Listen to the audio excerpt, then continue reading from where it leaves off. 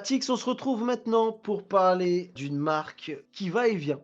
C'est-à-dire qu'on en entend parler, on n'en entend plus parler. Du coup, là, elle revient pour ce CES, pour justement à balancer un nouveau smartphone qui fait écho à des PC portables. Donc, on parle de Lenovo qui passe par Motorola. On le rappelle, hein, Motorola a été racheté par Lenovo en 2014 et qui, du coup, sort le ThinkPhone. C'est ça, hein? C'est ça. Alors moi, Alors, vas-y. Motorola, c'est une marque que j'affectionne parce que à l'époque, j'avais acheté le Moto Z. C'était la gamme des téléphones Motorola avec les modules. Du coup, pour moi, Motorola, ça a été une histoire d'amour. Et puis, cette histoire d'amour a fini. Mais d'un autre côté, j'ai un PC portable ThinkPad. Du coup, le ThinkPhone m'intéresse. Et du coup, T'as je, quoi comme modèle pour le ThinkPad? alors, Tu connais? je saurais pas Ouais, dire. Je crois que c'est peut-être. un XS 200. C'est un vieux modèle. Mais Et bon, il marche très bien, hein. Il a 12 Go de RAM. C'est un Core i5. Donc, c'est peut-être pas la dernière génération de Core i5, mais ça marche très bien. mais ça fonctionne bien, ouais. Motorola qui a quand même eu, on fait un petit break là sur justement Motorola qui a une histoire de ouf parce que regarde, j'ai entre les mains ici, j'ai été dans ma collection aller récupérer des téléphones. Est-ce que tu te souviens de ce modèle-là qui est un peu particulier? Est-ce que tu arrives à le voir? Je peux pas trop Non. te rapprocher parce que je suis en focus manuel et du coup, il va pas faire l'autofocus. Alors attends, je vais essayer de te montrer la face avant, voir si ça t'aide un peu plus. Je pense que la face arrière aidait un peu plus, mais voilà. Ah, ça ressemble à un Moto G. Il est un peu plus spécial que le Moto G. C'est un Play? Non plus. Allez, dernière chance. Il avait un traitement particulier ce téléphone avec une autre marque avant les nouveaux. D'accord. Ah, alors c'est peut-être un Nexus. Même pas. Le Ah, Nexus, regarde, bah, il est là. d'accord. Alors, c'est le Moto X qui était le premier téléphone de l'époque de Motorola qui était sous giron Google. D'accord. Donc c'était pas un Nexus, c'était pas dans la gamme Nexus, mais c'était voilà, le Moto X qui après a donné toute la gamme que tu as connue quand Google a récupéré, la licence de Motorola avec tous les brevets et Mais le Nexus. c'est pas un Moto X Play? Non, c'est le X, le premier, le tout Parce premier que X. je sais qu'il y a eu un Moto X Play et un Moto X Style. Ouais, bah non, non, celui-là, c'est le tout D'accord. premier et de l'époque, du temps où Google avait mis la main sur Motorola. Donc voilà et comme tu le disais, pour ceux que ça rappelle, donc bien avant la gamme Pixel, il y a pas mal, peut-être s'il y a des jeunes qui nous regardent, ça va absolument pas leur parler, mais voilà. Un des derniers Nexus qui était, le Nexus fait à l'époque par Motorola. Juste c'était celui qui avait été fait juste avant, tu sais, celui qui avait été fait par Huawei avec le Nexus 6P. Donc là, c'est le Nexus 6. Et moi j'avais De le ch 5X. Tu le 5X, OK. Mm. Et du Fait coup, celui-ci était sous fait Android avec 7. LG. OK, ouais, t'avais le OK. Le LG, je l'ai là-bas, mais en fait, il est éclaté, et il marche plus. Donc j'ai vraiment ressorti ceux qui, voilà et avec, Android Nougat, donc du coup, qui était Android 7.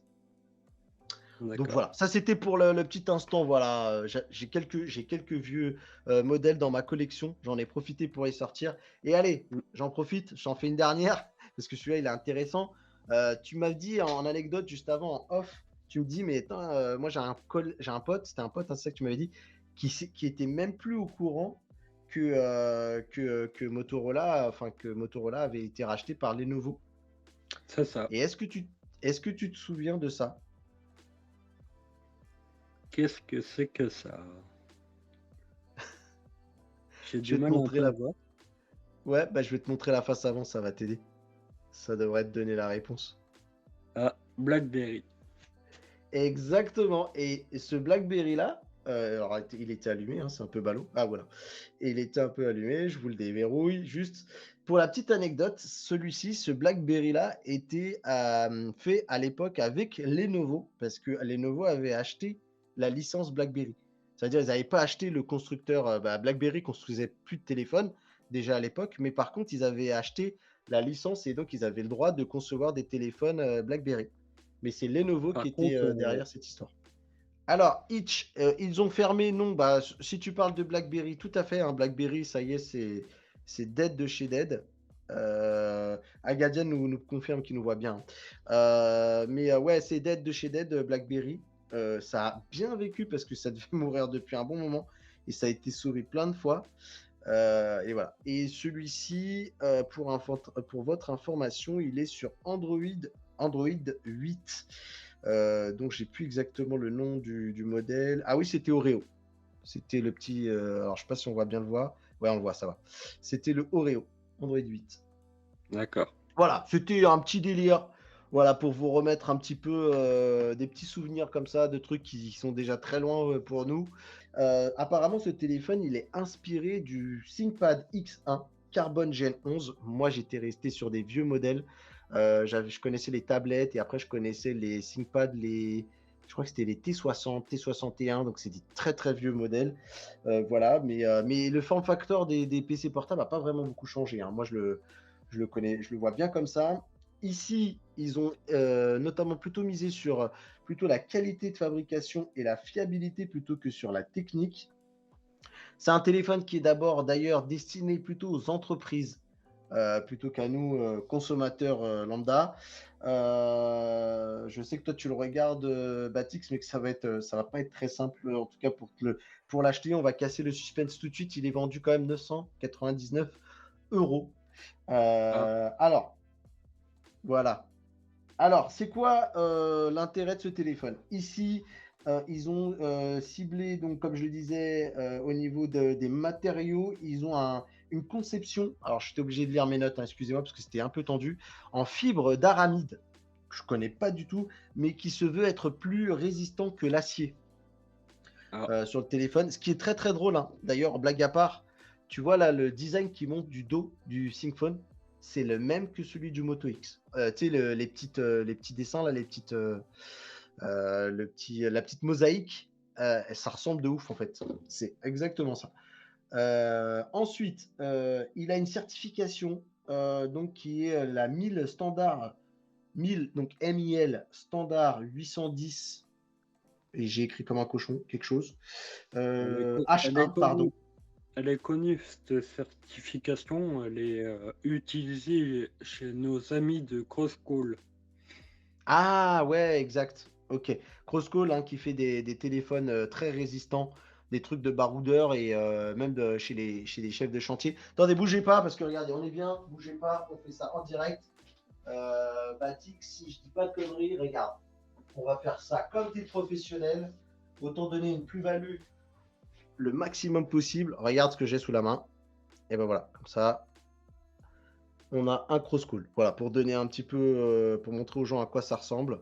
C'est un gros truc comme ça. Et ça peut tomber, se prendre de tout et n'importe quoi. Donc voilà. Autre chose, eh bien, on a du Gorilla Glass Victus qui commence à être standardisé sur beaucoup de téléphones, j'imagine, haut de gamme. Il est IP68 aussi, donc il va pouvoir Ah, résister à la poussière et être immergé dans l'eau jusqu'à un certain nombre de mètres pendant un certain nombre de temps. On a un bouton rouge personnalisable sur le côté du téléphone. En fait, ce bouton rouge qui est le fameux track point qu'on a sur tous les ThinkPad, qui a un petit point rouge voilà, qu'on retrouve sur les téléphones avec cette petite texture pour pouvoir naviguer avec la souris qui est géniale. C'est vraiment une des meilleures inventions. C'est plébiscité par beaucoup de professionnels pour pouvoir naviguer. Ça, c'est cool. On a donc du coup ce bouton, il est personnalisable comme je disais. Ça va vous permettre de calibrer une appli. Genre, si vous avez une appli pro que vous utilisez régulièrement, ou par exemple si vous faites beaucoup de routes, que vous êtes un commercial, tac, vous appuyez, ça vous lance votre Waze ou votre Google Maps ou ce que vous voulez. Et il y a une espèce de connectivité qu'ils appellent Think to Think. Donc du coup, ThinkPhone vers ThinkPad. Niveau marketing, ça c'est bien trouvé. On va avoir une intégration poussée entre le téléphone avec une connexion qui s'appelle Instant Connect, qui est une connexion, on va dire, dite transparente. Ça veut dire que le téléphone, j'imagine que dès qu'il sera à un certain niveau du PC, ça sera automatique.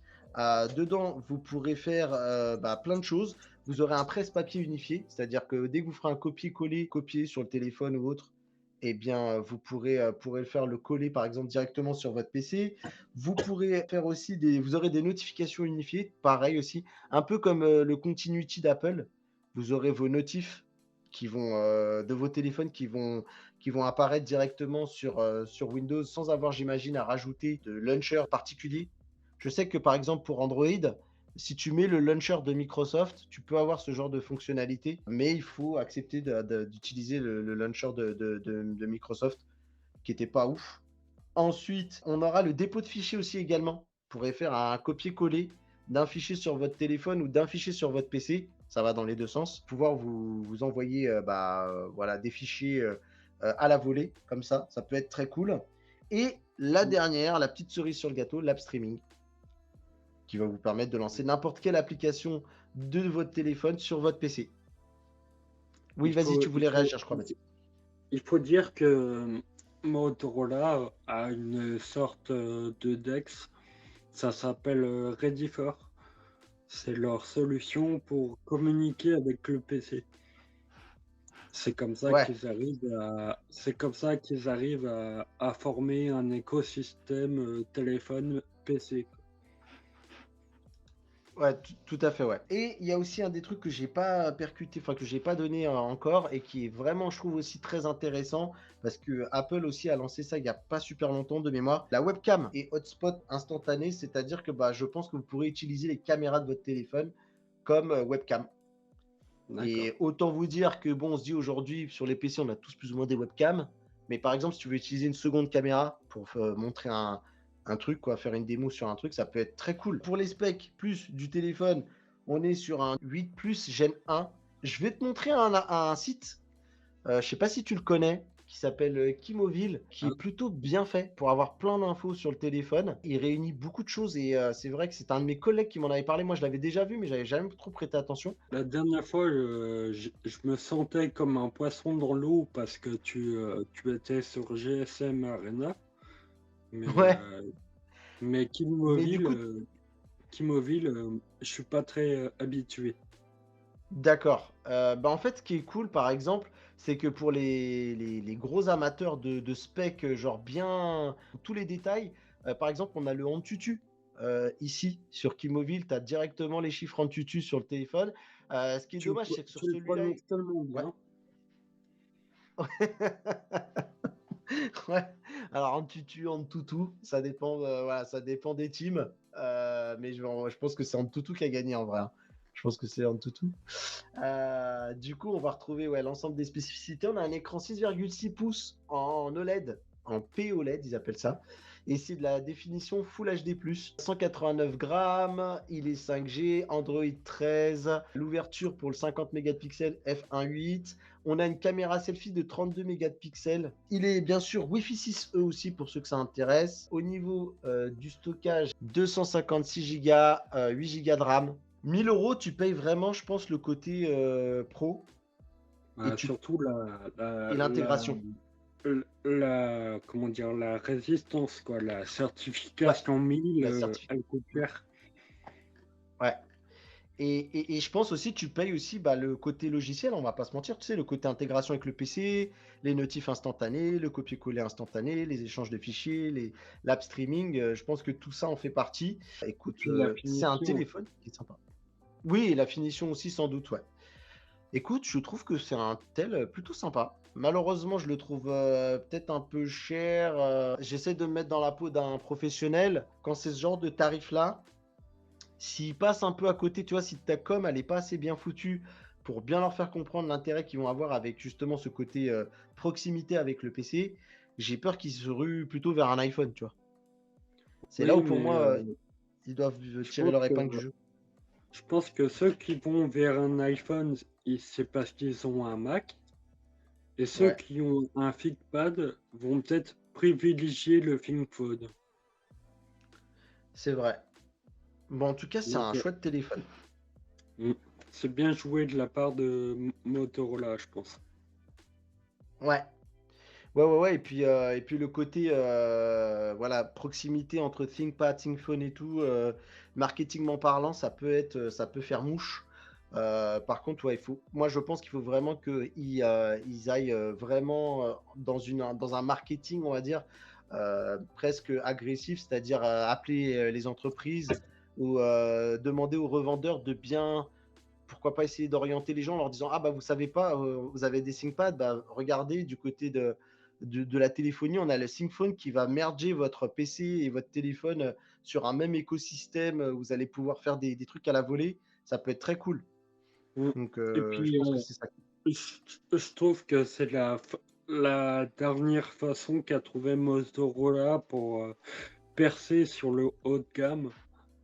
Parce Ouais, que Motorola n'y arrive pas.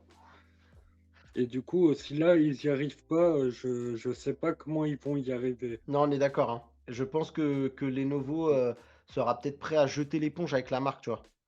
Quitte à, Mmh, tu vois, je vois bien un scénario si ça marche pas, genre on fout en l'air Motorola, on ferme Motorola et on se refocalise sur notre marché avec des téléphones Lenovo, genre en Chine, un peu, et on se reconcentre sur notre cœur de métier, les PC, les serveurs et tout ça.